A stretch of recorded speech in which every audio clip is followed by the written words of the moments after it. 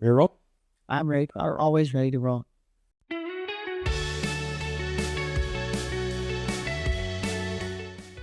Good afternoon. Michael Guth, SVP of Marketing, here with Elizabeth Lindsey, Global President of Brands and Properties at Wasserman. More importantly, a dear friend, colleague, confidant, advisor, partner, client, across the board. Super excited that you're here. Thank you. First question.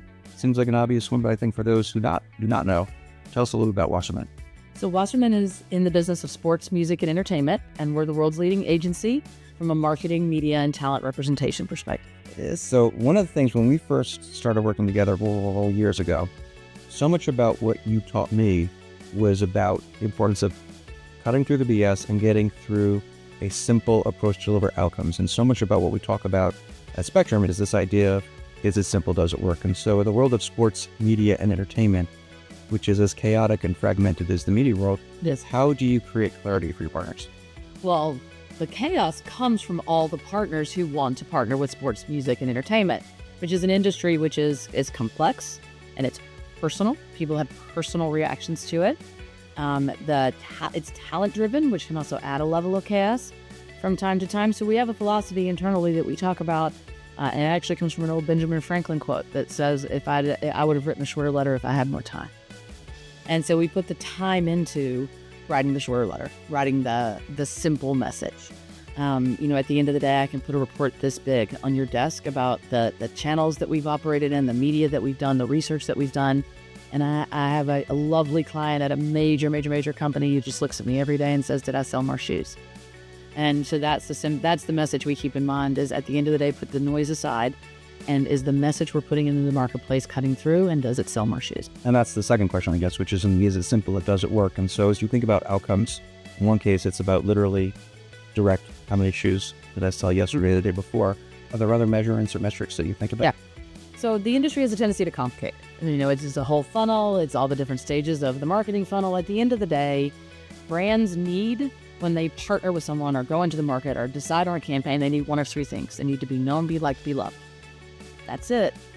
Like if we really get down to it, they just need to be known, be liked, be loved.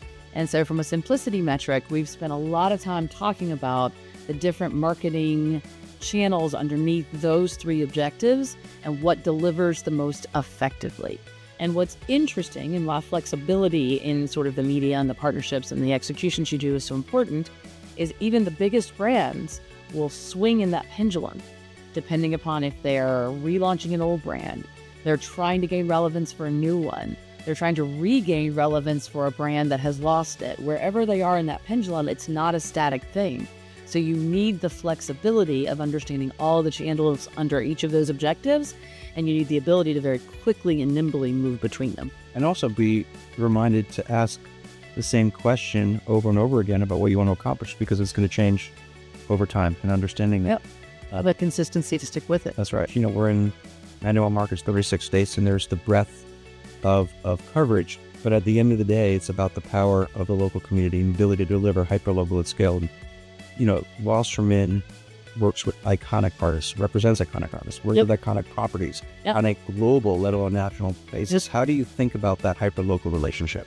So look, we can talk to our brands, and we work with the major Fortune 500 brands that want to operate in 100 plus countries around the world. And what we tell them is specifically in my industry, that you can have a global strategy and vision, but you have to have local execution.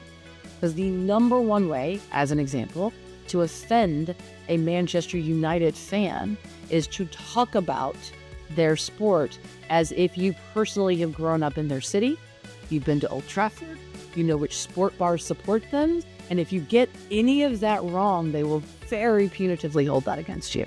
So you have to have the global strategy of what you want to accomplish as a major global brand, but you got to talk to the locals in order to execute it correctly. No one knows Manchester United better than a Manchester United fan. We were talking before, there's a bar around the corner from where I live where that Manchester United fan in New York has certain similarities to those who are visiting Old Trafford, but contextually different based on the New York. Based on it being New York. Surest way to screw that up is go do a Liverpool activation in that bar. Exactly. Try to get out alive. Right? So you have to understand the global importance of a brand like United and how locally to activate that in New York versus London versus LA versus Raleigh, North Carolina. And it's very, very, very different. So last question, we're thinking about integrated strategies. Obviously, we're a media company. I'm curious how you think about the integration of activations on a local level, activations on a national, activation on global, and the role that media plays in that solution. So look, here's the way that we look at it. The beauty of sponsorship marketing or partnership marketing in sports or entertainment or music in the industries I serve is in reality is a little microcosm of a 360 channel marketing plan. If you're going to go become a partner of a football club, you have to have all of the channels working in tandem to deliver the return on any part of that investment. So any part of that investment you make, they all have to work together or none of them achieve a return. And so the way that we look at it is media and how to effectively use media in whatever channel you choose to use media, everything from digital, social to local to national to global is the tip of the spear. It's that first message and the be known. If it doesn't exist, then we aren't known. And if you are not known, you cannot get to liked or loved. And that all those channels working together peeled off of that original tip of the spear. No, it seems very, very simple.